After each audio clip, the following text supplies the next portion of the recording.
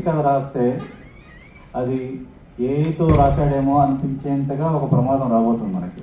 ఇప్పుడు సిలో నిరూపించుకోదగ్గ రోజులు కూడా రచయితలకు రాబోతున్నాయి. మొన్న ఇట్లాగే ప్రైజ్ వచ్చిన ఇద్దరు రచయితలు, ఇంటర్నేషనల్ ప్రైజ్ వచ్చిన ఇద్దరు రచయితల మీద మీరు సొంతగా రాయలేదు, ఏఐతో రాశారని అభాండాలు పడ్డాయి. కానీ అభాండాలు ఎప్పుడు దొరికిపోతాయంటే అది ఏఐతో రాయలేదు అని పాఠకులకి చదవగానే తెలిసినప్పుడు, అలా అలా అలా రాసినప్పుడు మాత్రమే అభాండాలు ఉండవు. ఇంకొకటి ఇవాళ నాకు ఒకటే చెప్పాలనిపించింది.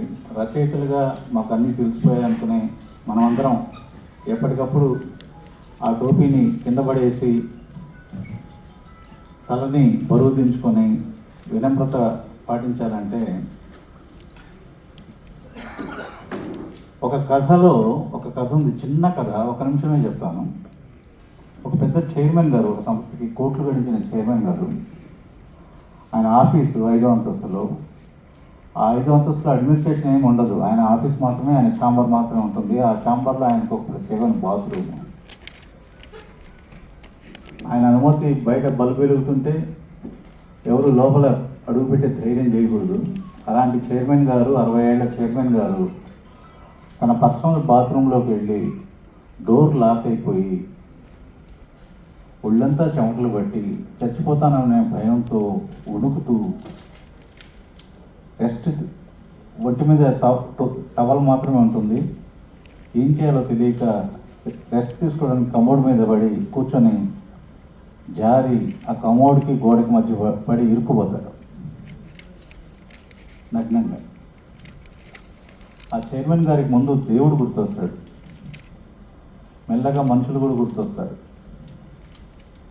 నాకు కనుక ఈ క్షణంలో ఈ గండం నుంచి ఎవరైనా బయటపడేస్తే నేను వాళ్ళకి ఏం చేయాలో మొత్తం చేస్తాను, అసలు మొత్తం నేను మారిపోతాను, నేను ఇలా ఉండను, నాకు బుద్ధి వచ్చింది అని అనుకుంటూ చావుకు బతుకు మధ్య ఊగులాడుతూ ఉంటే, స్వీపరు పార్వతి అనే ఆమెకు మాత్రమే చైర్మన్ గారి అనుమతి లేకుండా బాత్రూమ్ గడిగే ఒక అధికారం ఉంటుంది.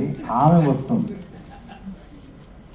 ఆమె వచ్చి తలుపు తీరిస్తే, అయ్య బాబు ఏంటండి బాబు పడిపోయారు అని చాలా క్యాజువల్గా, అరే పెద్ద ఆయన పడిపోయాడని ఆయన లేపి, బలేటోరండి మీరు అని ఆ టవల్ చుట్టి ఆయన చాంబర్లోకి తీసుకొచ్చి మంచినీళ్ళు ఇచ్చి కాఫీ పెట్టమంటారని, వద్దులే అంటాడు.